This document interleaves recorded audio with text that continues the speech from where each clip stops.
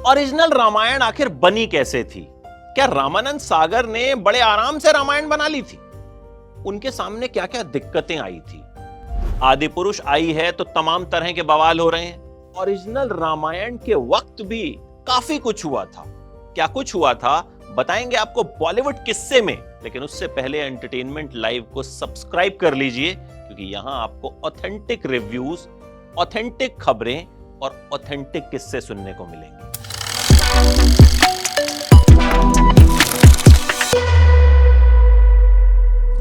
आदि पुरुष में एक चीज पर बहुत आपत्ति जताई जा रही है कि सीता बनी कृति सेनन ने कट स्लीव्स ड्रेस पहनी है। क्या ओरिजिनल रामायण में भी ऐसा कुछ हुआ था? देखिए, रामानंद सागर को करीब 2 साल तक सूचना और प्रसारण मंत्रालय के चक्कर काटने पड़े थे रामायण का पायलट एपिसोड अप्रूव कराने के लिए। पहली बार जब वो एपिसोड लेकर के गए तो कहा गया, अरे माता सीता को आपने कट स्लीव्स पहना दिया, चेंज कीजिए। इसके अलावा भी कुछ कुछ बदलाव बताए गए। रामानंद सागर फिर से कुछ दिन बाद दूसरा पायलट एपिसोड लेकर के गए, उसे भी रिजेक्ट कर दिया गया, कुछ कमियां निकाल दी गई। तीसरी बार वो पायलट एपिसोड लेकर के गए, उसे भी रिजेक्ट कर दिया गया। भाई, सरकारी अफसर भी चाहते थे कि पहला धार्मिक सीरियल जो टेलीविजन पर आने वाला है उसमें किसी तरह की कोई कमी नहीं होनी चाहिए।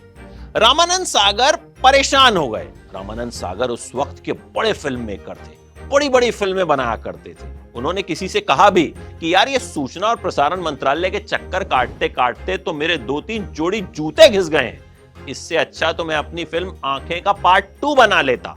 खैर, तीसरा एपिसोड रिजेक्ट होने के बाद रामायण अप्रूव हुई और फाइनली 2 साल बाद हमें दूरदर्शन पर रामायण सीरियल देखने को मिला। संडे को यह सीरियल आता था और एक तरह से कर्फ्यू जैसे हालात हो जाते थे। लोग टीवी से चिपक जाते थे, मोहल्ले खाली हो जाते थे। जिनके घर में टेलीविजन नहीं होता था वो उनके घरों में चले जाते थे जहां टेलीविजन था और जहां रामायण चल रही होती थी। रामायण तो उस वक्त मुझे लगता है देश में जितने टेलीविजन सेट थे सब पर ही चल रही होती थी। अब कुछ किस्से रामायण की शूटिंग के। रामायण की शूटिंग कैसे हुई थी? देखिए, उस वक्त मुंबई में शूटिंग करना बहुत महंगा था।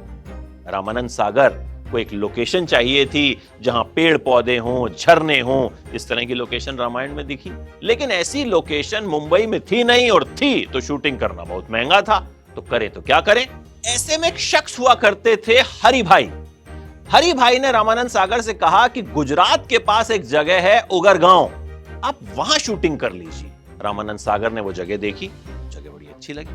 अब मुंबई से इतने सारे आर्टिस्ट को लाना तो पॉसिबल था नहीं, तो मेन आर्टिस्ट को ले जाया गया और जो साइड आर्टिस्ट होते हैं, जो भीड़ होती है, जो सेना होती है, उसके लिए आसपास के गांव में ऐलान किया जाता था कि भाई, रामायण की शूटिंग हो रही है, अगर आप उसमें काम करना चाहते हैं तो आ जाइए।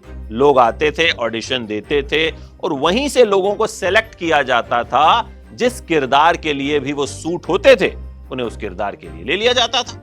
रामानंद सागर को रात में शूटिंग करना बहुत पसंद था, तो रामायण की काफी सारी शूटिंग जो है वो रात के वक्त हुआ करती थी। रामायण में प्रभु राम का किरदार निभाया अरुण गोविल ने। आज भी लोग उन्हें श्री राम की तरह पूछते हैं। अगर एयरपोर्ट पे वो दिख जाएं तो लोग पांव छूने लग जाते हैं। इस तरह के वीडियोस भी हमें देखने को मिलते हैं। अरुण गोविल के बारे में कहा जाता है कि वो वन टेक आर्टिस्ट है। एक बार अगर सीन पढ़ लेते हैं तो फिर भूलते नहीं है। रामायण की शूटिंग भी उन्होंने इसी तरह से की थी।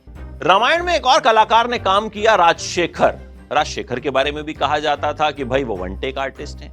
रामानंद सागर ने इन दोनों की खूब तारीफ सुनी थी, तो एक बार उन्होंने दोनों को बुलाया, 22 पन्नों की एक स्क्रिप्ट दी और कहा कि इसे एक टेक में शूट करना है। दोनों ने कहा कि भाई, शूटिंग तो पूरी हो चुकी है।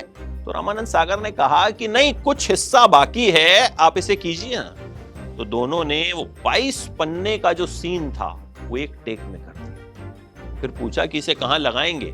तो रामानंद सागर हंसे और बोले कि भाई, मैंने तुम लोगों की बहुत तारीफ सुनी थी कि आप एक टेक में काम कर देते हैं, तो ये तो मैं आपका टेस्ट ले रहा था। तो प्रभु श्री राम का भी रामायण के सेट पर एक टेस्ट हुआ था और उसमें भी वो पास हो गए थे। और उसके बाद रामानंद सागर ने जो है पीठ थपथपाई थी दोनों की। रामायण सीरियल की शूटिंग के दौरान प्रभु श्री राम यानी अरुण गोविल के सामने भी एक संकट आया। एक सीन ऐसा आया कि उनकी समझ में नहीं आ रहा था कि इसे करें तो करें कैसे।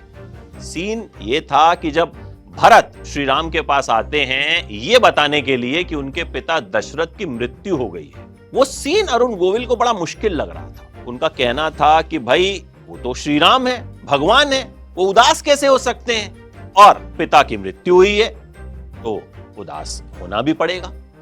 इस सीन को करना अरुण गोविल के लिए पूरी रामायण में सबसे मुश्किल रहा, लेकिन इस सीन को भी उन्होंने पूरी परफेक्शन के साथ किया। और ये सीन क्या, रामायण का हर सीन जो है उसे दर्शकों ने खूब प्यार दिया। रामायण का एक सीन और था जिसमें दशरथ केकई से नाराज हो जाते हैं और केकई गुस्से में कोप भवन में चली जाती है।